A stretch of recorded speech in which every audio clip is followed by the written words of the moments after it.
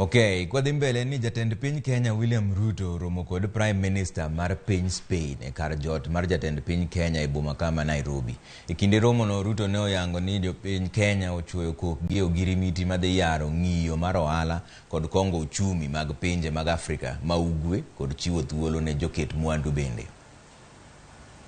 His Excellency Dr. William Ruto, the President of the Republic of Kenya, and e kinde twak kod ute fombe liare mar jot mar jatend piny Kenya boma Nairobi, jatend piny Kenya William Ruto kod Prime Minister mar Spain Pedro Sanchez okawo thuolo mar lero girimiti ma pinje ariyogo chope mar timo ohala kendo yaro ng'iyo ne joket mwandu. Your Excellency, you have conveyed your priority for Spain's foreign policy, and we have agreed to develop a broad bilateral agenda fostering political, economic, and cultural cooperation. Consequently, 3 memoranda of understanding in the areas of trade, health, and education have been signed by representatives of our 2 countries. Pedro Sanchez mobedo jadito mokwongo mag jotend pinje motimo limbe piny Kenya bang' Ruto kawo telo koni gibiro bero tudruok makare ne dongo chumi kod yaro chiro. Ma biro keto yot ne joketo mwandu mabedo gi obadho mar timo ohala e bedo kod chiro ne mwandu mopogore opogore e bo Afrika moting'o nyaka timo ohala mar nembe. We have tremendous opportunity in the areas of the blue economy, where we know Spain has a lot of experience. We will open those opportunities for our private sector, your private sector, and the public sector is going to play a facilitative role.